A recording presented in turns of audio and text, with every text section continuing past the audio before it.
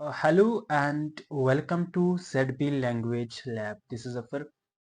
आज हम लोग बात करेंगे जो आपका टॉपिक जो कि हम लोगों ने कल डिस्कस करा था, that was sentences and what actually sentence is. Sentence हकीकत में है क्या, जो कि आपके आने वाले किसी भी जेके एसएसबी के एग्जाम्स के लिए, whether you are preparing for SSC, किसी भी एग्जाम्स के लिए आपका जो बेसिक्स है वो ये चीज़ बिल्डअप कर देगी। क्लियर?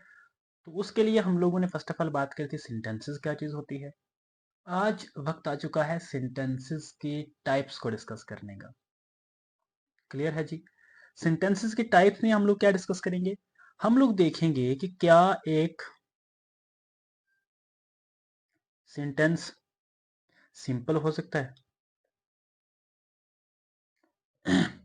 सॉरी, सिंपल मतलब क्या, क्या कोई सेंटेंस आप इजीली किसी सेंटेंस को पढ़ सकते हो। अच्छा, कुछ सेंटेंस ऐसे होंगे जिनके एंड में इस तरह होगा, ये साइन होगा, उन्हें हम कह देंगे साइन ऑफ इंटरोगेशन यानी इंटरोगेटिव सेंटेंस। कुछ सेंटेंस आप लोगों ने देखे होंगे जिनके एंड में इसको बच्चे उल्टा आई बोलते हैं, वो होगा। Now what is this type of sentence. कुछ टाइप्स आप लोगों ने देखे होंगे, कुछ सेंटेंसेस आप लोगों ने ऐसे देखे होंगे जिनके एंड में सिंपल सिंपल फुल स्टॉप होगा। No, what are these types of sentences, आज हम लोग इन्हें एक एक करके सबको डिस्कस करते हैं। क्लियर?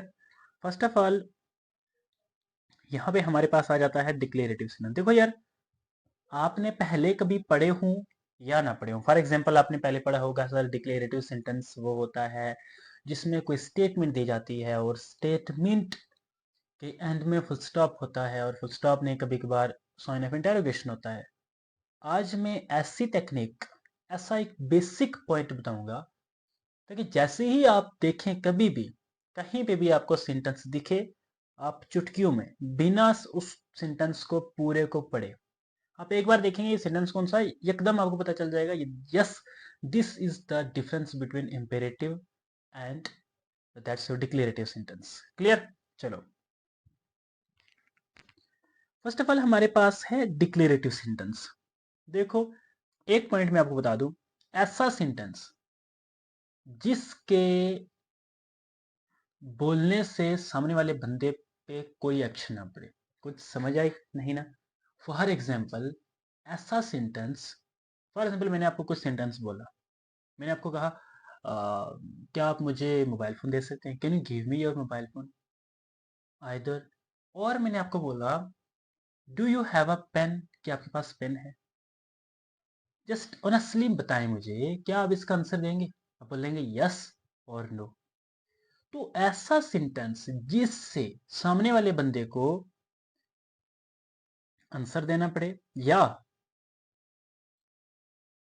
एक्शन करना पड़े, वो सेंटेंसेस होते हैं आपके इंपेरेटिव। एक सिंपल सिंपल लॉजिक है, वो होते हैं आपके इंपेरेटिव। तो ऐसा सेंटेंस जिसमें आपको ना तो कोई आंसर देना पड़े, ना तो आगे से कोई एक्शन करना पड़े, उस सेंटेंस को हम लोग कहते हैं आपका डिक्लेरेटिव सेंटेंस। क्लियर? एक छोटा पॉइंट माइंड में बैठा, यानी ऐसा सेंटेंस जिसका सामने वाले बंदे को कोई आंसर ना देना पड़े। अब ऐसा सेंटेंस क्या हो सकता है, फॉर एग्जाम्पल मैंने कहा मेरे पास एक मोबाइल फोन है। अब सिंपल सिंपल ऑनेस्टली मुझे बताएं, do you think that you will answer this? Obviously not, because there is no any type of question. For example, you said the weather is nice today. आज मौसम बड़ा अच्छा है। आपने कहा सर आज मौसम बड़ा सुहाना है। मुझे बताएं क्या सामने वाला बंदा इसका कोई आंसर देगा? Obviously not. Why? Because this is not a question. This is not an order, not a command, not a request or any type of sentence जिसमें सामने वाले बंदे को आंसर देना पड़े। तो इस पूरी कथा का मतलब ये हुआ कि a sentence which is just an expression, किसका? किसी आइडिया का, किसका? किसी थॉट का, किसका? कोई आपका डिसलाइक या लाइक। फॉर एग्जाम्पल आपने कहा sir I like to sing, आपने कहा sir I like to play, आपने कहा sir I like to swim, आपने कहा आई लाइक टू ड्राइव, कुछ भी आपने कहा, डू यू थिंक आपका फ्रेंड जो आपके पास है, डू यू थिंक ही और she will answer this? No, obviously not. Why? Because at that time वो बंदा उसका आंसर क्या देगा? फॉर एग्जाम्पल आपने कहा, अगर हम सिंपल लैंग्वेज में बोलें, आपने कहा मेरे पास ना एक मोबाइल फोन है, डू यू थिंक सामने वाला आगे से क्या कहेगा? हाँ, वो यही कहेगा, "हाँ भैया अच्छी बात है, मोबाइल फोन है तो, है ना?" जब आपने कहा क्या आप मुझे मोबाइल फोन दे सकते हैं, सामने वाला बंदा कहेगा यार भाई सॉरी नहीं दे पाएंगे, या ऐसा बोलेगा यार भाई रख लो फोन, कोई मसला नहीं। So when the person who is listening to you is answering or not, is working or not, is acting on that specific command or request, that matters. Clear? Okay. Now there is another type of sentence जिसमें हम कुछ question पूछे। ये तो बहुत easy है, हर बच्चे को आता है, interrogative sentence. I think UKG LKG में पढ़ाया जाता है, बट ये थोड़ा सा ऐसा ऐसी टाइप थी ना जो जिसमें हर बच्चा कंफ्यूज होता था एग्जाम में। अच्छा, अब बढ़ते हैं हम लोग आगे। ये देख लें इंपेरेटिव सेंटेंस को। आई डोंट थिंक सो कि आपको इंपेरेटिव सेंटेंस अब पढ़ने की जरूरत है, because in the imperative sentence the actual what is the purpose of this sentence, कुछ नहीं, बस कोई कमांड या कोई रिक्वेस्ट करना आपका इंपेरेटिव सेंटेंस हो सकता है। फॉर एग्जाम्पल आपने कहा sir do you have a mobile phone, तो सामने वाले बंदे ने कहा no bro I don't have. For example आपने कहा do you have a pen, सामने वाले ने कहा no I don't have a pen. For example आपने कहा can you please shut the door, क्या आप मेहरबानी करके दरवाजे को बंद कर सकते हैं? The person who is listening to you will obviously work on that, या तो वो दरवाजा बंद करेगा या कहेगा no I will not. Clear? यानी ऐसा स्टेटमेंट जिस पे आप सामने वाले पे एक किस्म की एक्सपेक्टेशन हो आपकी कि सामने वाला बंदा इस पे काम करेगा, इंपेरेटिव सेंटेंस। ठीक है, ये हो गया एक टेक्निक, एक ट्रिक, एक logic how to do it. But इसके पीछे का जो एक थ्योरेटिकल पोर्शन है वो ये है कि ऐसा सेंटेंस जिसमें कोई कमांड या रिक्वेस्ट यूज करी गई हो वो होता है आपका इंपेरेटिव सेंटेंस। कमांड रिक्वेस्ट ना यूज हो, डिक्लेरेटिव सेंटेंस। क्लियर? अब इसमें पंक्चुएशन भी है, यानी एक पीरियड ऑफ टाइम इसके एंड में लगेगा। जैसे आपने कहा please turn off the lights, मेहरबानी लाइट ऑफ कर दे, तो obviously you all are well aware के सामने वाला बंदा या तो लाइट को ऑफ करेगा या बोलेगा no I will not do it. Next is shut up. What is this? When you said shut up, do you think सामने वाला बंदा इस पे चुप होगा, बोलेगा नहीं नहीं मुझे तो बोलना ही है, या बोलेगा ओके सॉरी? यानी कि या तो he or she will act on it, या तो वो चुप करेगा, आइदर विल कंटिन्यू, या तो बोलता रहेगा। क्लियर? अच्छा जी, अब आ गया एक्सक्लेमेटरी सेंटेंस। फॉर एग्जाम्पल आप ना मार्केट जा रहे थे, क्लियर, एंड रास्ते में आपके गिरने की वजह से आपके पाँव को लग जाती है। I am saying a very simple example. For example you are coming from market and in the way your foot got injured and at that time you said ouch, oh my god. So when you said, and at the same moment when you found 1000 rupees in the street, you said oh wow, that's amazing. It means जब अचानक से, इसको हिंदी में I think ऐसे लिखते हैं, okay, Urdu में ऐसे लिखते हैं, अचानक से सडन कुछ हो जाए तो आपके मुंह से पहला जो वर्ड निकलेगा ना, that is an exclamatory sentence. Clear? चलो, अब इसमें एक पार्ट्स ऑफ स्पीच भी होती है। अब वो जो पार्ट्स ऑफ स्पीच होती है अगर आप सबको पता हो तो you have to comment in the comment box कि सर हाँ, एक ना पार्ट्स ऑफ स्पीच भी होती है जिसमें बहुत बच्चे कंफ्यूज होते हैं कि ये एक्सक्लेमेटरी सेंटेंस है या कुछ और है। चलो, हर जब पार्ट्स ऑफ स्पीच पढ़ेंगे तब हम इन चीजों को आसानी से क्लियर कर देंगे।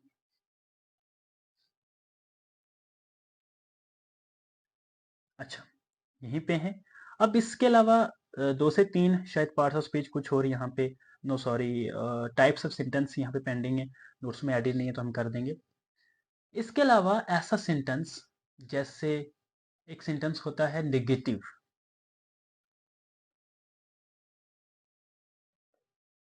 Negative, what is the meaning of negative या negative? This is not negative और like that, this is negative. Okay, so what is the type of negative sentence? ऐसा सेंटेंस जिसमें एन और टी दोनों वर्ड यूज हो, यानी कि जिसमें नॉट यूज हो, जिसमें नेवर यूज हो, डोंट यूज हो, डू नॉट यूज हो। यानी सिंपल सिंपल कहें तो ऐसा सेंटेंस जो ना कुछ नो वाली फीलिंग देता हो। फॉर एग्जाम्पल आपने कहा सर, आपने मुझे पूछा sir do you have a mobile phone, मैंने कहा नो आई डोंट हैव। फिर मैंने कहा yes but my phone doesn't charge, my phone isn't charged. Okay, यानी जिसमें मैंने नॉट यूज करा वो होता है आपका नेगेटिव सेंटेंस। क्लियर है जी?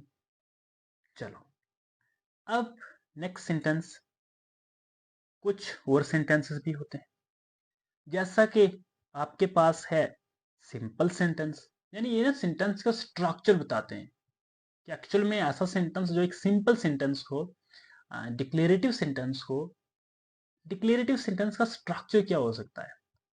क्लियर? तो याद रखना, इससे पढ़ने से पहले मैं आपको एक पॉइंट बता दूं, what actually is class. Classes क्या होते हैं? देखो यार, क्लासेस होते हैं जब आप किसी सेंटेंस का एक स्पेसिफिक पार्ट देखें। फॉर एग्जाम्पल मैंने कहा आई हैव अ मोबाइल, मेरे पास एक mobile. Do you think this is a complete sentence? Yes. How?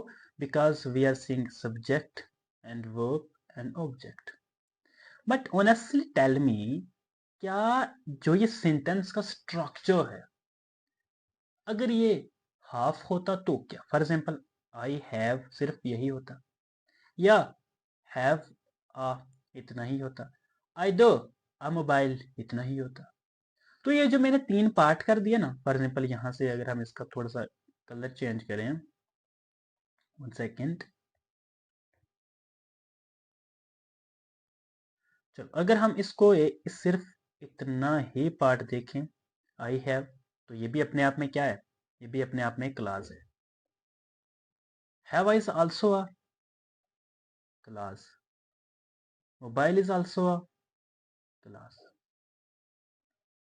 सो ऐसा सेंटेंस जिसमें, वन सेकेंड, जिसमें सिर्फ एक इंडिपेंडेंट और सिर्फ सिंगल क्लॉज हो,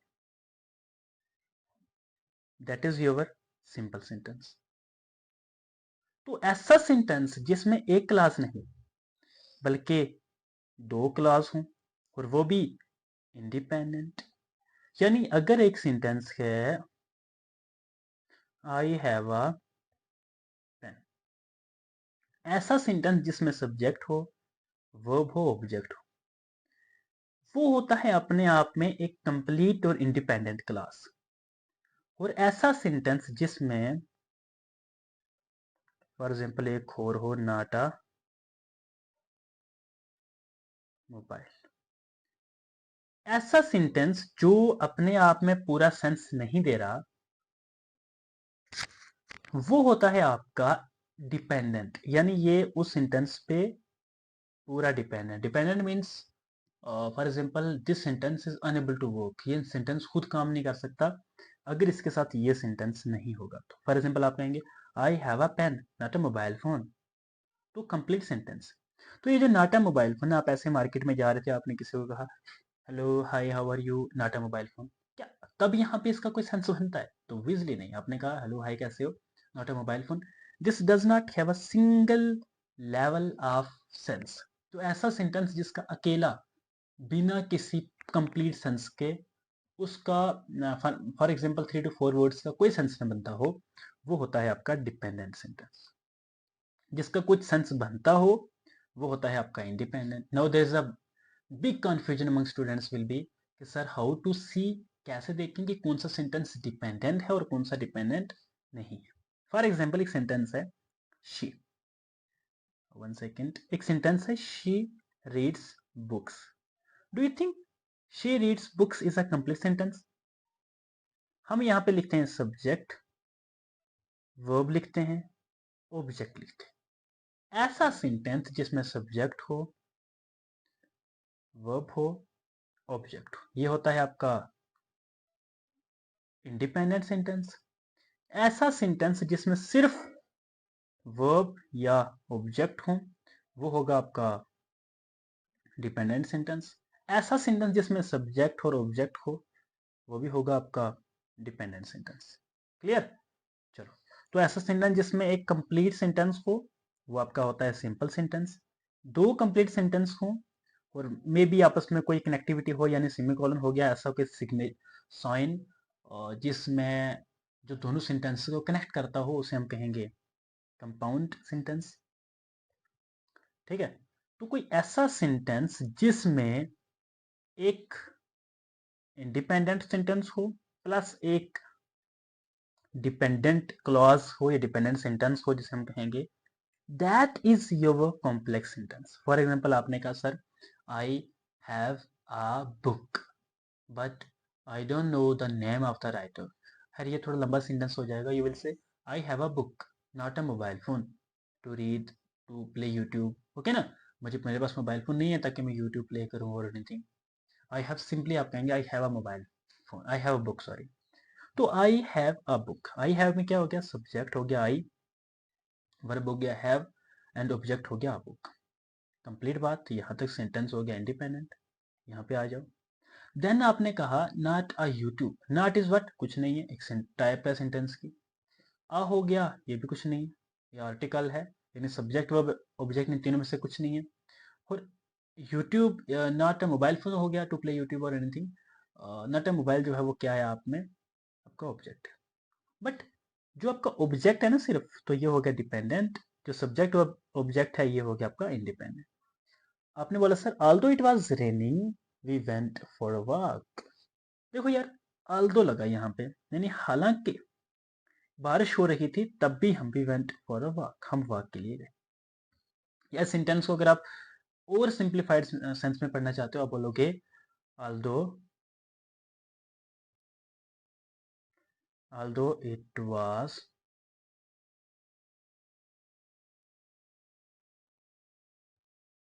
it was raining I woke, I woke। या या सिंपली आप बोलोगे although it was raining not for example not snowing। Clear? तो ये जो नॉट snowing है ये अपने आप में एक डिपेंडेंट सेंटेंस है, although it was raining अपने आप में एक इंडिपेंडेंट सेंटेंस है। अच्छा, कभी ऐसा हो कि एक सेंटेंस आपका, वन सेकेंड लिख लेते हैं, एक सेंटेंस आपका इंडिपेंडेंट हो प्लस एक सेंटेंस और इंडिपेंडेंट हो प्लस एक सेंटेंस हो डिपेंडेंट, तो what do you think this type of sentence will be? This is compound and complex sentence. Clear? चलो, आज के इस लेक्चर में यही रखते हैं। अगर आप हम इसको डिस्क्राइब भी करें, I went to the store, subject है, वर्ब है, ऑब्जेक्ट है। I needed milk, independent. Bought bread, but यहाँ पे ये बॉट सम ब्रेड ये थोड़ा अलग हो जाएगा, इसमें ये एक डिपेंडेंट सेंटेंस हो जाएगा। ठीक है, तो ये क्या है, ये इंडिपेंडेंट है और ये भी इंडिपेंडेंट है। जो सेंटेंस फॉर एग्जाम्पल अब बोलेंगे सर ठीक है आई नीड मिल्क एक वो है अपना इंडिपेंडेंट सेंटेंस नहीं है, बट हाउ? देखो यार, जब मैंने बोला I went to the store, यहाँ तो सेंटेंस समझ में आ गया, हाँ बिल्कुल सर बिल्कुल। अब बिना किसी मतलब आप बोलोगे बिकॉज आई नीडेड मिल्क। अब ये जो बिकॉज है ना, इसकी वजह से जो ये सेंटेंस आई नीडेड मिल्क है ये डिपेंडेंट हो गया। क्लियर? क्यों सर? मैंने बोला बिकॉज, कौन बिकॉज, क्यों, what is the meaning of because here? तो ये बताएगा ये वाला सेंटेंस। क्लियर?